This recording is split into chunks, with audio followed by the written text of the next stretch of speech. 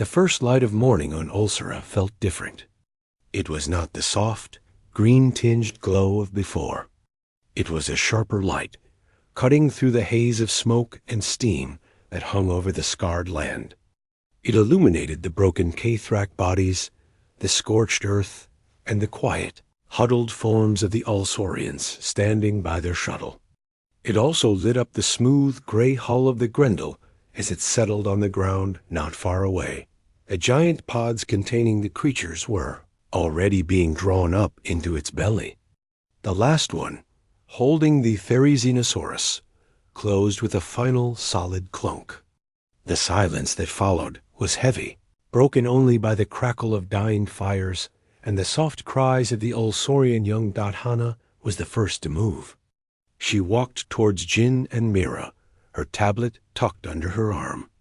The focused intensity was gone from her face, replaced by a deep weariness. "The Grendel will take your injured," she said, her voice flat. "We have medical facilities. Your shuttle can be towed." Mira nodded, too tired to argue. "Thank you." Elder Kai stepped forward. He moved slowly, but his back was straight. He looked at Hana and passed her to the ship that held the monsters. "We owe a debt that cannot be measured," he said, his leaf voice rough. "To you and to your guardians." Hannah shook her head. "The debt isn't to us. It's to them. We just opened the door." She looked around at the destruction. "Your plea was heard. That's all. What happens now?" Jin asked. He felt strangely empty, the adrenaline gone. "To the Ulsorians? The Kthrak are leaderless, but they're still here. The galactic consensus will have to act now," Myra said, a bitter edge in her voice. "With the hive mind broken, the remaining Kthrak are just dangerous animals. They'll send a cleanup crew, now that the hard work is done." As if on cue, a new sound filled the air, a polite, harmonic hum. A sleek silver ship, the symbol of the galactic consensus on its side, descended from the clouds. It landed gracefully a polite distance from the Grendel. A ramp extended, and a single figure walked out. It was an ambassador, a species with long limbs and a smooth, expressionless face. It was flanked by two polite-looking guards in clean armor. The ambassador surveyed the battlefield, its gaze lingering on the shattered hive engine.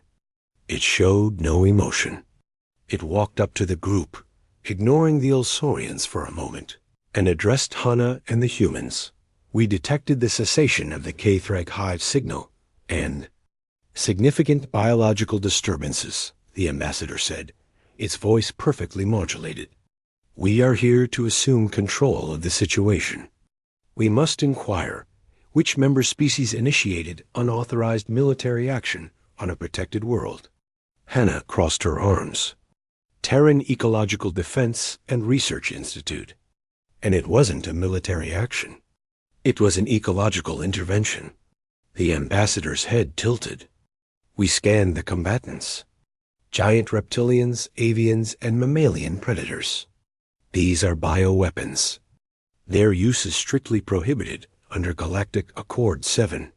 "They're not weapons," Jin spoke up, surprising himself. He stepped forward. "They're animals. From Earth.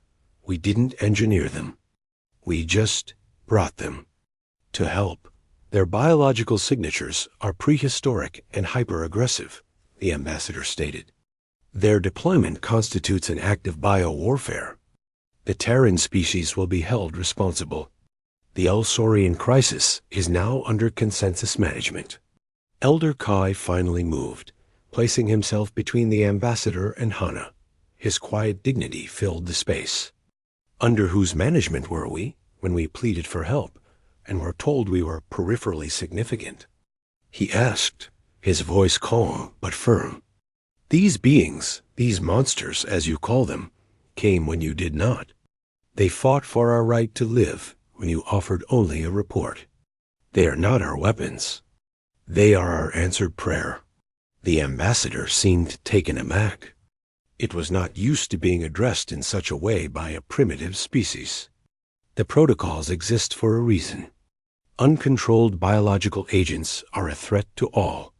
A new voice, smooth and calm, came from behind them. Director Park had walked down the Grendel's ramp. He was an older man with sharp eyes and a calm demeanor. "Ambassador," he said, nodding. The only uncontrolled agents here were the Kthruck, who were in violation of numerous accords. We exercised our right to respond to a direct, existential plea for help using our own natural resources. Natural? The ambassador scoffed. A flying creature with bladed feathers is not natural in a modern galactic context. It is on Earth, Director Park said with a small smile. A world that has seen 5 major extinction events.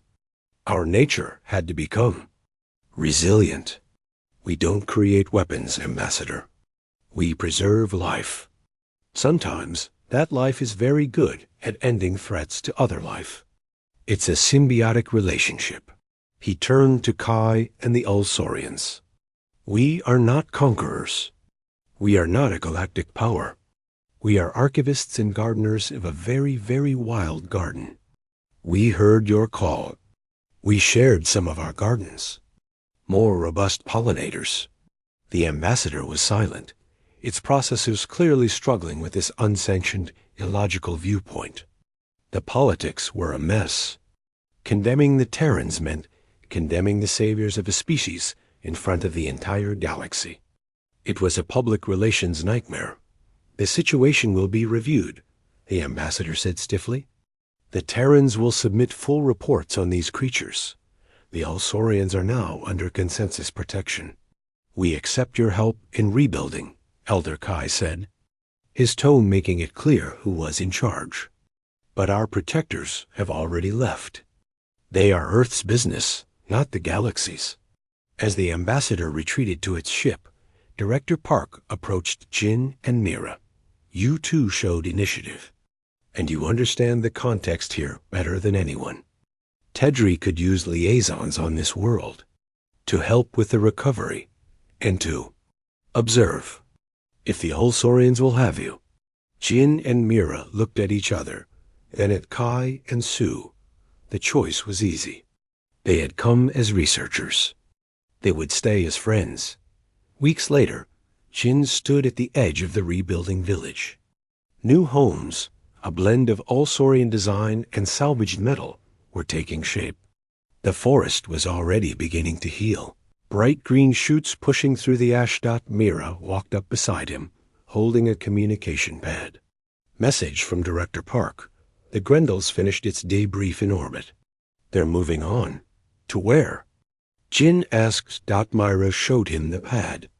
On it was a brief text, along with a star chart. Another signal. Fainter, much further out. A mining outpost on an ice dwarf planet. Something about the local fauna becoming aggressively adaptive since they started drilling. Jin read the last line of the message aloud. What do we have in the vault that's adapted for? Frozen methane seas? He shook his head, a slow smile spreading on his face.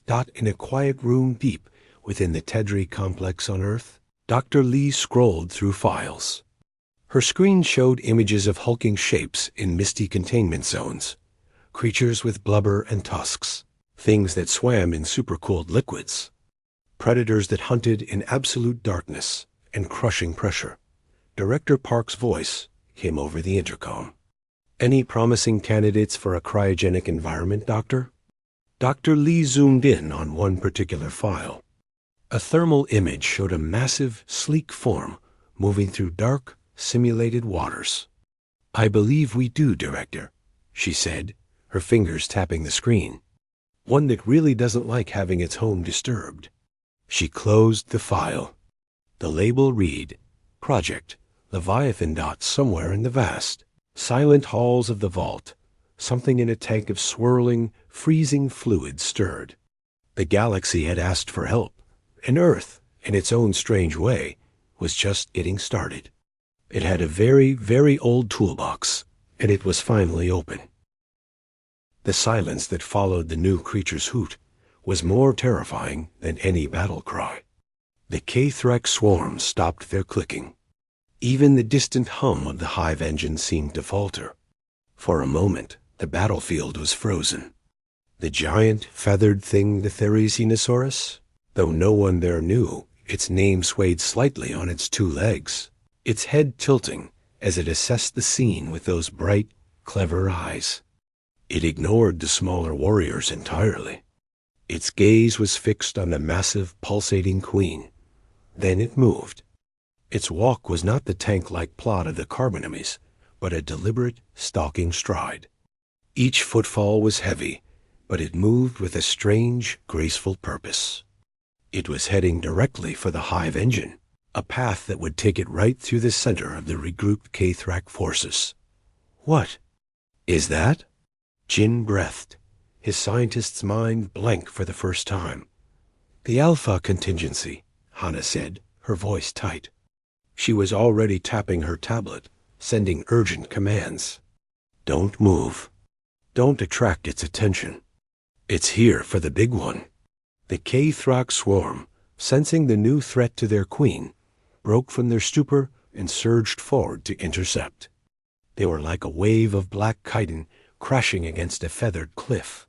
They leaped, slashed with claws, sprayed acid. The Therizinosaurus did not bother to dodge. The acid sizzled against its dense feather coat, burning away patches to reveal tough, leathery skin beneath. The claws scraped harmlessly. It did not seem to notice the smaller creatures at all. It simply kept walking. Its long arms, which had been held close to its chest, suddenly swept out in a wide, casual arc. The scythe claws, each over 2 meters long, moved through the air with a soft whir. They did not slash with rage. They moved with the effortless, terrible precision of a farmer cutting wheat. Kthrak warriors were sheared in half, knocked aside, or impaled. The creature did not pause to finish them off. It just kept walking, leaving a path of shattered chitin and twitching limbs in its wake. It was clearing a path, not fighting a battle. The hive engine biocannon reached full charge. With a wet, thunderous thum, it fired. A stream of glowing green plasma, hot enough to melt stone, shot across the clearing directly at the advancing Therizinosaurus. Down! Hannah yelled, but the Alpha was already reacting. It didn't try to outrun the blast. Instead, it pivoted its upper body with surprising speed, bringing one of its enormous clawed hands in front of it like a shield. The plasma stream hit the dense, keratinous claws and splashed. Molten energy scattered in all directions, setting the ground on fire, but the claws themselves glowed red-hot for a second, and then began to cool, seemingly unharmed. The Therizinosaurus let out another deep, rumbling hoot. This one sounded almost like annoyance. It resumed its march, closing the distance. The hive engine, a creature of instinct and hive command, seemed to hesitate. It began to back away, its many legs stumbling over the broken ground of its own mining zone.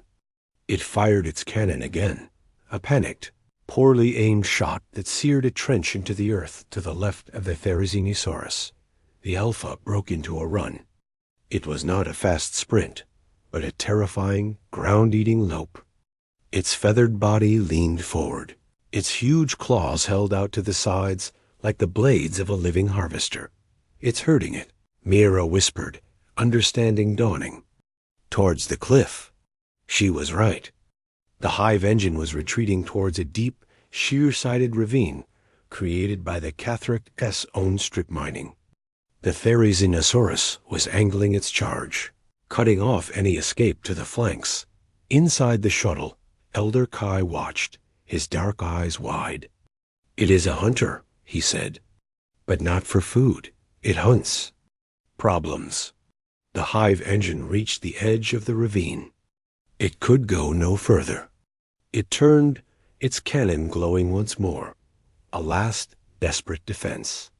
The Therizinosaurus did not slow.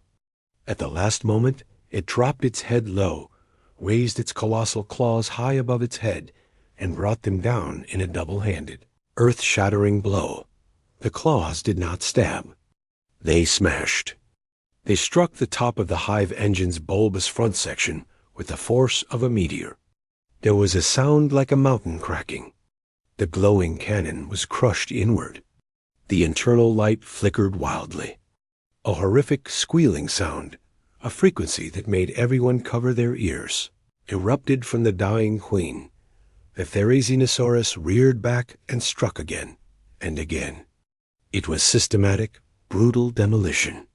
Each blow collapsed more of the chitinous structure, silencing the squeal, extinguishing the light. When it finally stopped, the hive engine was no longer a creature. It was a shattered, oozing mound of broken shell at the edge of the ravine. The Therizinosaurus took a step back. It stood there, chest heaving, its feathers matted with alien ichor and glowing plasma residue. It looked at its work. Then it turned its head and looked back across the battlefield. The effect on the Kthroxwone was instant and total. The synchronized clicking ceased. The warriors, who had been moving as one mind, now staggered, moving in confused, random circles. Some simply dropped to the ground, motionless. The hive mind was gone, severed with the queen's death. What remained was not an army, but a collection of stunned, leaderless insects. The Carbonemys, seeing the immediate threat gone, stopped its advance and began calmly nibbling on a nearby tree. The dire salamanders slid back into the river and disappeared beneath the surface. The Teratorn gave one last, satisfied shriek and began to circle lower, looking for a place to land. The Therizinosaurus ignored them all. It began to walk back across the field, its job clearly done. It passed within 50 meters of the shuttle. Jin could see the intelligence in its eyes, the calm, assessing look it gave their vehicle. It was not the mindless rage of a monster. It was the cool gaze of a powerful, ancient thing that had solved a difficult puzzle. It stopped for a moment, tilted its head, and let out a soft, huffing breath that fogged in the cool air. Then it continued on, towards the forest where its pod had landed. Hana let out a long, shaky breath she didn't know she'd been holding. "Recall signals," she said into her comb, her voice hoarse. "Send them now, gently." From the Grendel, a series of low, melodic tones echoed across the clearing. The Carbonemys turned and began its slow walk towards the sound. The Teratorn landed near its pod, folding its vast wings. The Therizinosaurus paused, listened to the tone, and with a final, dismissive glance at the ruined battlefield, changed its course to follow it. The Ulsaurian slowly, cautiously, emerged from the shuttle. The dawn was beginning to break, painting the smoky sky in hues of pink and orange. They looked at the smoldering remains of their village, and then at the retreating forms of the creatures that had saved them. They were not celebrating. They were in a state of profound, quiet awe. Sue walked over to a broken Kthrox warrior, one sliced cleanly in half by the Therizinosaurus's claw. She prodded it with her foot. It did not move. She looked at Jin, her expression unreadable. "Your people. They keep such things?" Jin looked at Hana, who was watching the pods close around her creatures with a look of deep relief and professional pride. "I don't think they keep them," he said slowly. "I think they listen to them. And sometimes they ask for their help." Elder Kai came to stand beside them, his eyes on the rising sun. "We pleaded to the stars for a righteous force," he said softly. "We thought it would come on a ship of metal, with lights and loud voices." He turned to look at the humans. "But the Earth, it sent its oldest children. It sent its living legends. And they were more righteous than any laser could ever be." In the distance, the last pod, the largest one, sealed itself with a hiss. The Grendel descended silently to collect them. The monsters were going home. Jin's heart hammered against his ribs. The small device in his hand felt impossibly light, a tool for directing a creature that could block out the sky. He looked from Hana's focused face to the chaos outside the shuttle. The Carbonami's, the giant turtle, was like a living fortress, its slow, relentless advance creating a safe zone behind it. But Hana was right. A mass of K-Throck warriors, maybe 20 of them, had stopped firing useless acid and were now trying to clamber onto its broad shell, seeking a soft spot to attack its head and legs. "The rock formation is there," Hana said, pointing to a spire of black stone jutting from the forest edge, about 100 meters away. "You'll have cover most of the way. Go, activate the pulse for 3 seconds, and get back. It will draw the Territorn's attention." Mira grabbed his arm. "This is insane. You're not a soldier." "They're not soldiers either," Jin said, nodding towards the creatures. "They're just doing what they do. I can do this." He tried to sound more confident than he felt. He looked at Sue. "Can you cover me?" The Alsaurian hunter hefted a new spear, this one tipped with a sharp piece of metal from Mira's supplies. She gave a single, sharp nod. "I will run with you." They slipped out of the shuttle. The air was thick with the smells of burning wood, ozone, and something sour from the K-Thrack. The sounds were a nightmare symphony, the clicks and hisses of the swarm, the deep, grinding steps of the Carbonami's, the occasional violent splash from the river where the salamanders hunted. Jin and Sue moved low and fast, using the thick, fleshy fungi for cover. A K-Throck warrior, separated from its group, turned towards them. Sue didn't hesitate. She threw her spear with all her strength. It was not enough to pierce the chitin, but it struck the creature's eye stalk, making it reel back, clicking in pain. Jin and Sue ran past it. They reached the base of the rock spire. Jin looked up. The Territorn was a circling silhouette against the moons. He raised the pen, his hand shaking, and pressed the button. Nothing happened that he could hear. But the device grew warm. He counted in his head. 1, 2, 3. He released the button. For a moment, nothing changed. Then the giant bird stopped its wide circle. It tilted, its blade-like feathers catching the moonlight. It seemed to stare directly at the cluster of K-Thrack swarming the turtle. With a powerful downstroke of its wings that kicked up a gust of wind strong enough to make Jin stagger, the Territorn dove. It was not a silent glide this time. As it fell, it opened its beak and let out a shriek that was not a bird's cry, but the sound of tearing metal and shattered glass. The sound cut through all other noise, freezing the K-Thruck on the turtle's back for a critical second. The Territorn did not land. It did not use its talons. It swooped low, just above the Carbonami's shell, and its wings, held stiff and straight, became scythes. The leading edges, reinforced with dense bone and covered in those sharp feathers, sliced through the K-Throck warriors. They were swept from the shell like insects off a log, their chitinous bodies cut and broken. The Territorn pulled up, banked sharply, and shrieked again in triumph. The remaining warriors scattered, their coordinated attack broken. It worked, Jin breathed, a wild, disbelieving laugh bubbling up in his chest. Back at the shuttle, Hana watched her tablet and allowed herself a small, tight smile. Good. Now the Carbonami's can advance again. It will push them towards the river. And that is what happened. The giant turtle, unimpeded, plowed forward. The K-Thruck, disorganized and panicked by the aerial attack, fell back towards the water's edge. They did not see the 2 sets of nostrils breaking the surface, or the wake that arrowed towards them. The dire salamanders erupted from the water in unison. They moved with a speed that belied their size, their powerful jaws snapping. One caught a warrior by the thorax and performed a brutal death roll. turning the creature into a blur of limbs before tossing it aside. The other used its thick, muscular tail like a club, smashing two warriors into each other with a sickening crunch. The tide of the battle had turned completely.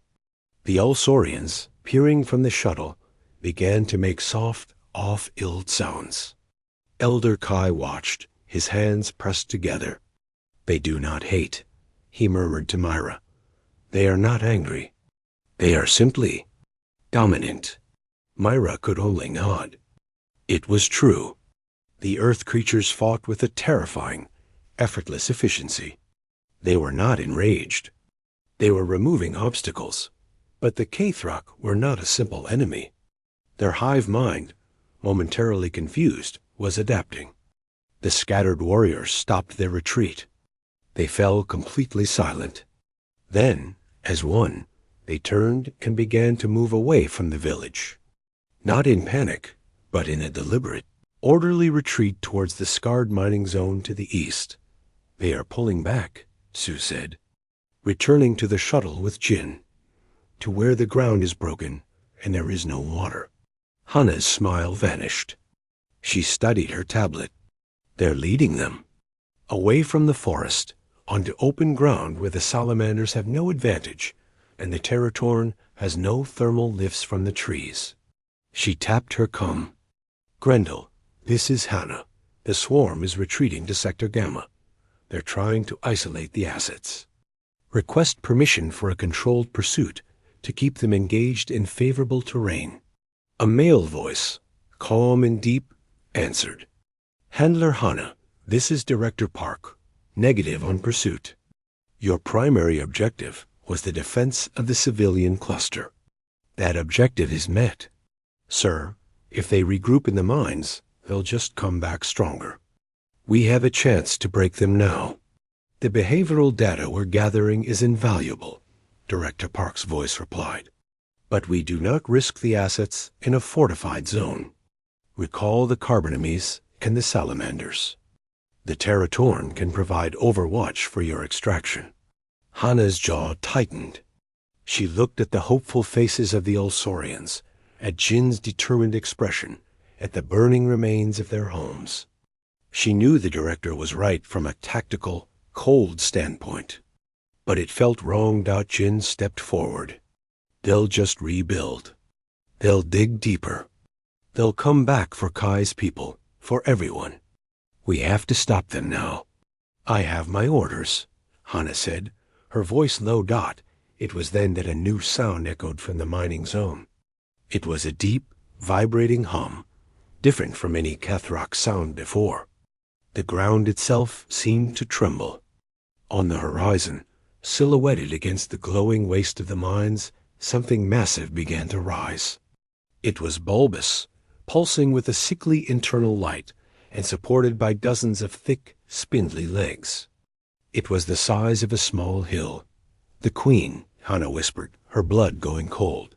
Her tablet lit up with new, alarming bio-readings. They weren't retreating. They were calling it forth. The giant creature moved with a slow, horrifying grace towards the tree line. A large orifice on its front opened, and a glow built within it, not acid, but something hotter, a biological plasma. Director Park's voice crackled again, urgent now. Hana knew priority. "That is a Kthrak hive engine. Its biocannon will vaporize the Carbonami's shell at close range. You are ordered to disengage and evacuate immediately. That is not a fight for our current assets." The hive engine took another earth-shaking step. The glow in its cannon grew brighter. It was aiming for the Carbonami's, the immovable object that had anchored their defense. Hana looked at the giant turtle, still placidly chewing on a piece of trampled fungus. She looked at the hopeful faces around her, which were now falling back into despair. The monsters had answered the plea. But now, a bigger monster had come. She pressed her cum. "Director, the objective has changed. They're bringing the mountain to us. If we run, it's all for nothing." She took a deep breath. "We need the Alpha contingency. There was a long silence from the Grendel. When Director Park's voice returned, it was heavy. Releasing an alpha on an active field is a profound risk, Handler. The risk is already here, sir, and it's about to fire. Another pause, then a sigh that was almost lost in static. Authorization granted. Alpha pod is away. Handler, Hannah, do not try to control it.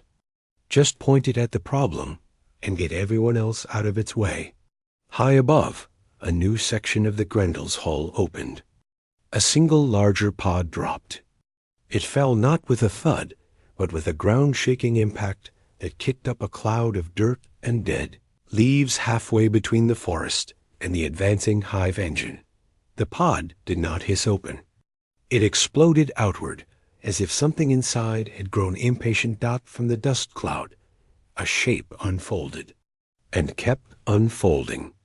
It rose on two long, powerful hind legs, towering over even the Carbonemies.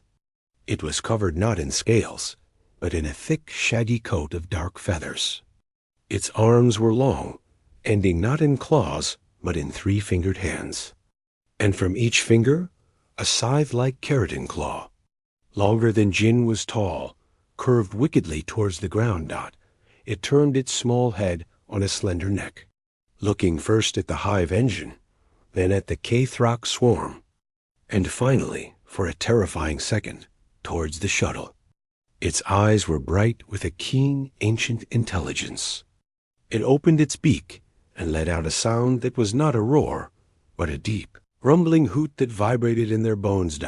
It took one step forward, then another. It was not running. It was marching, and it was heading straight for the Queen.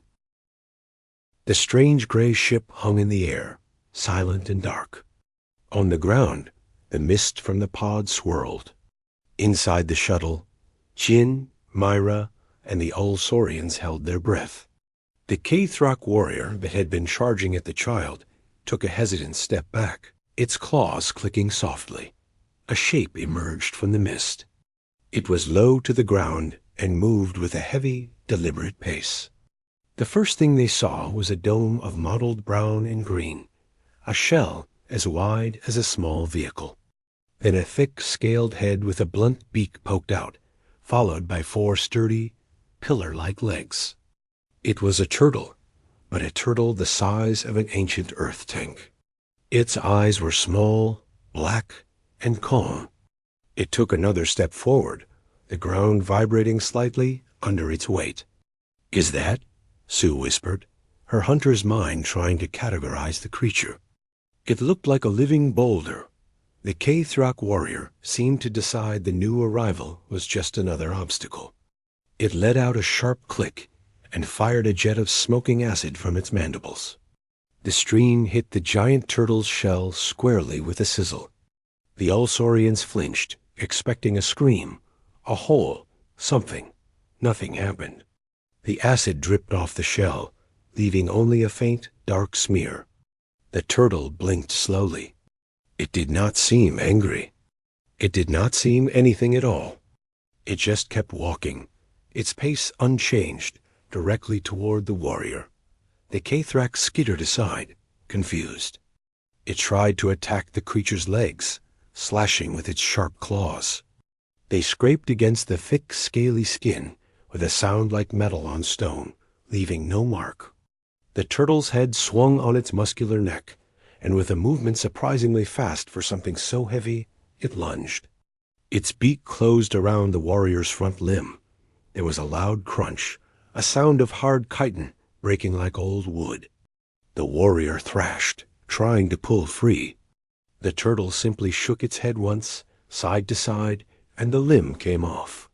It dropped the twitching piece of chitin and continued its walk, pushing past the wounded, clicking creature as if it were a minor annoyance. Its path was taking it straight towards the main group of Kthrak, still ravaging the village.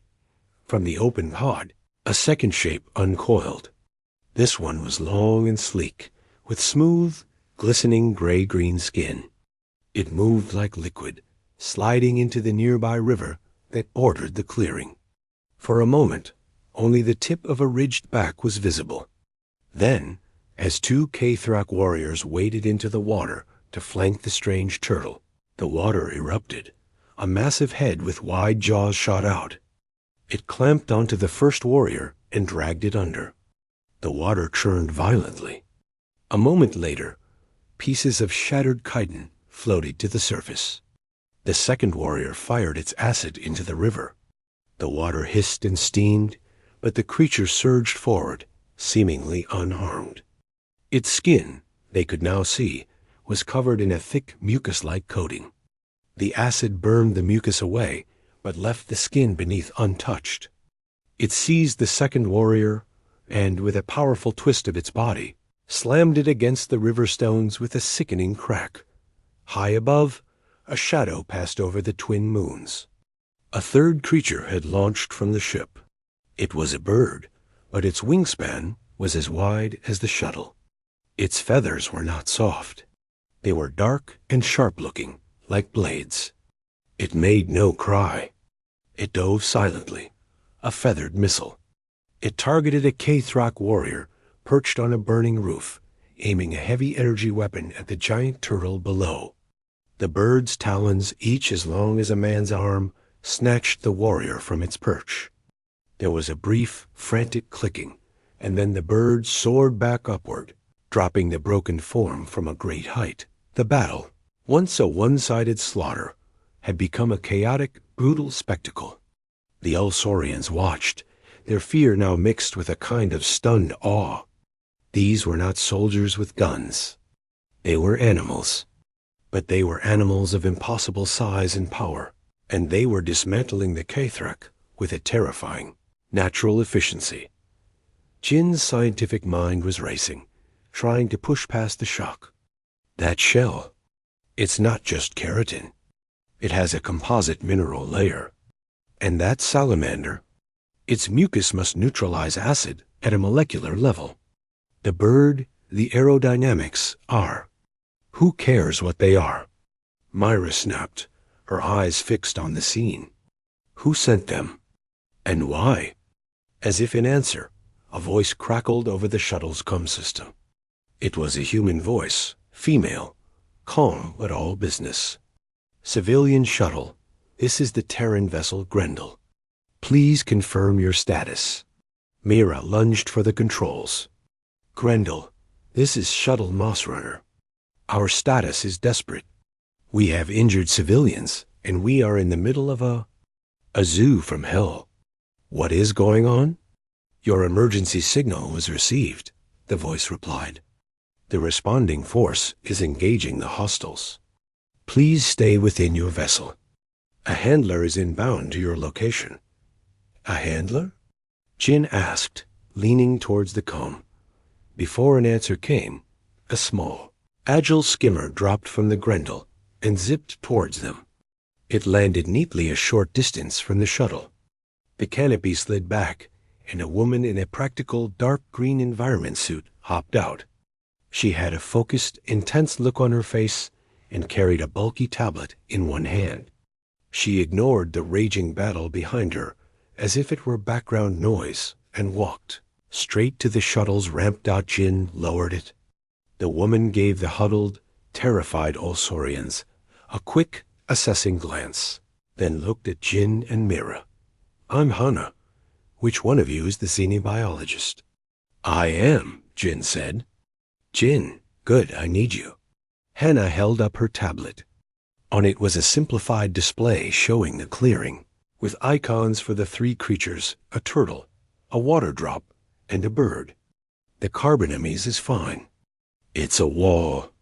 The salamanders are in their element. The Territorn is effective. But the Kthrak are adapting.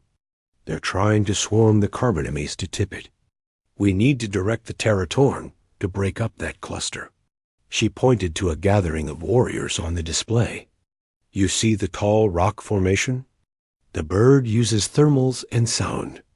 If you go to this point and activate this, she handed Jin a small pen-like device.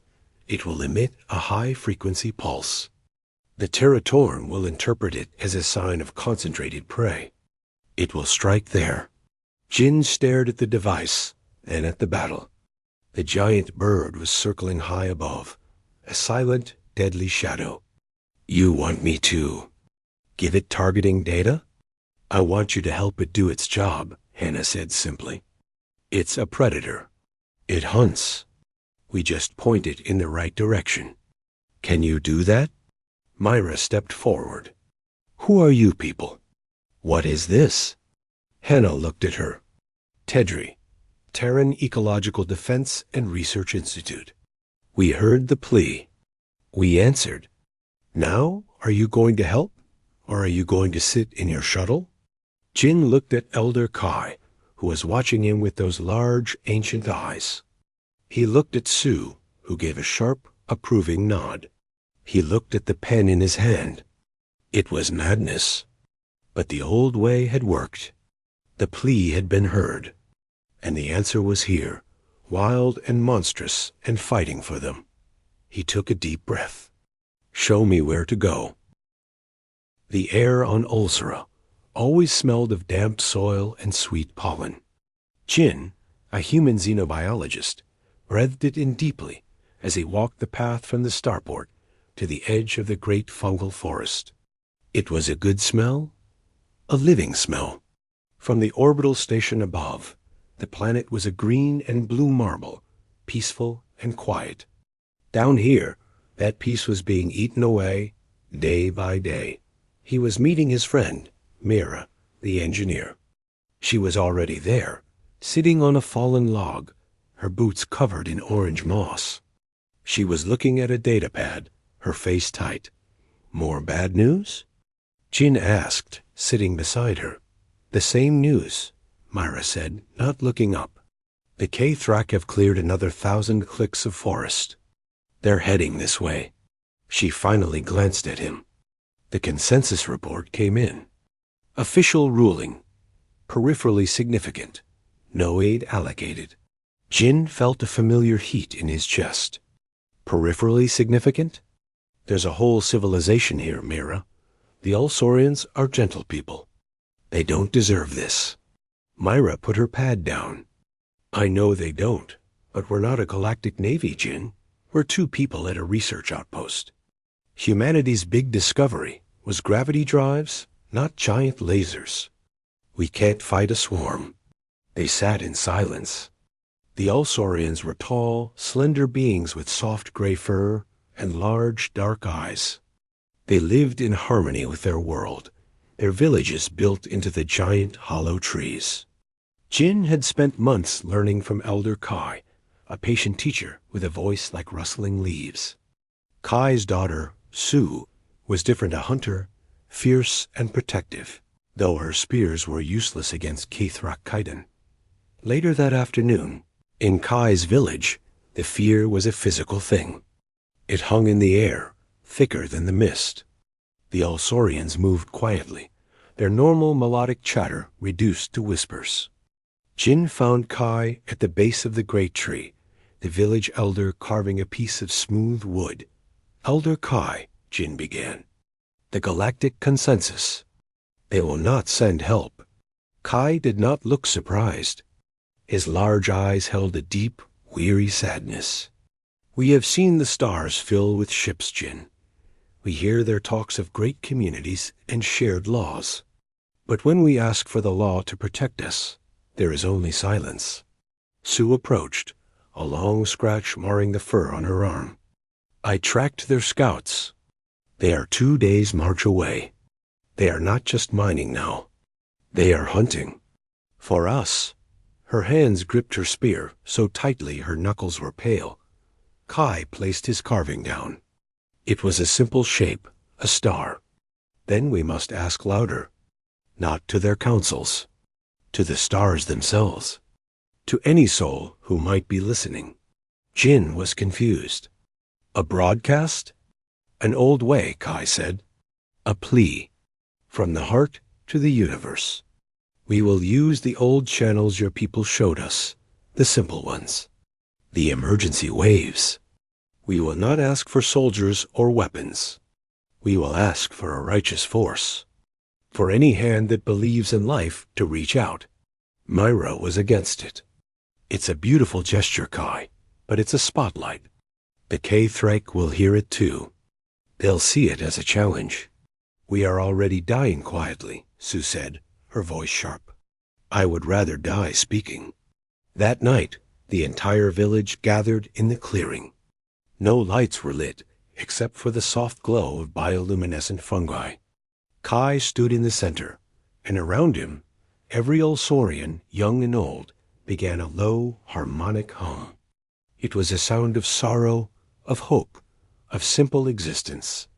A simple transmitter, built from human and Olsorian parts, was activated. It pulsed out a repeating signal on an ancient human emergency band, a basic pattern of light and sound that any species with ears or eyes could understand. It carried no complex language, only raw emotion, desperation, fear, a profound love for a world, and a last, fragile wish for help. Jin and Mira watched from a small hill, the starport's lights a distant glimmer. The hum washed over them, raising the hair on Jin's arms. He saw the faces of the Olsorians, turned up to the stars, their dark eyes reflecting the twin moons. His throat felt tight. They're putting everything they are into the dark, Jin whispered. And the dark is about to answer, Myra said, pointing her scanner skyward. Look, Kthrak dropships. They're altering course. Coming here, fast. The peaceful hum was shattered by the screaming whistle of atmospheric entry. 3 jagged, beetle-like ships tore through the sky, their shadows blotting out the moons. They did not land. They hovered above the village and disgorged their cargo. Kthrak warriors rained down. They were nightmares of chitin and sharp edges, taller than a man, moving with a horrible, clicking speed. Their mandibles dripped with a smoking acid that burned holes in the soft wood of the homes. They did not roar. The only sound was the snap of their claws, the hiss of their acid, and the terrible, synchronized click of their movements. Chaos erupted. The beautiful hum turned to cries of terror. Sue sprang into action, her spear flashing. It struck a warrior's chest and snapped in two. She dove aside as a spray of acid melted the ground where she had stood. Jin and Mira ran down the hill. We have to get them to the caves. Jin yelled. They found Kai, trying to shepherd a group of young ones. A Kthrak warrior loomed over them. Without thinking, Jin threw a heavy rock. It bounced harmlessly off the creature's shell. It turned its faceless head toward him, mandibles widening. A blur of gray fur shot past. Sue slammed a burning torch into the creature's eye stalk. It shrieked, a new and awful sound, and stumbled back. Go! Sue screamed at them. Myra grabbed Jin's arm. Our shuttle. It's half a click east.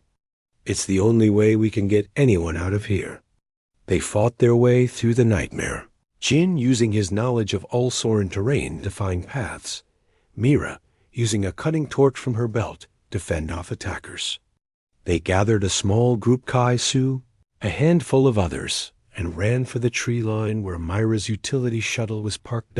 As they ran, Jin looked back. The village, the beautiful tree homes, were burning.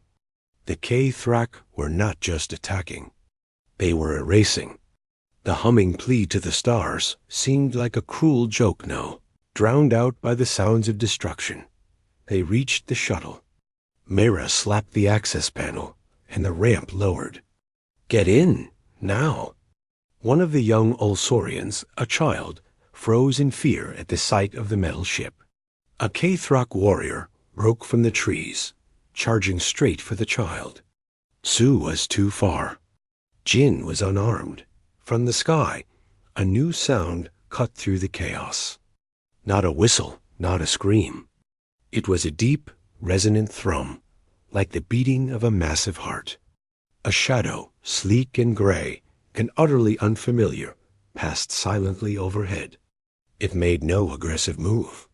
It simply slowed to a hover above the clearing, between the fleeing group and the Kthrock swarm. Everyone stopped. The Kthrock warriors halted their advance, their clicking ceasing for a moment as they assessed the new object. A single, unmarked pod dropped from the belly of the strange ship. It hit the soft ground with a damp thud, not an explosion. For a second, nothing happened. Then the pod hissed open. A curl of white mist spilled out, and something inside began to move.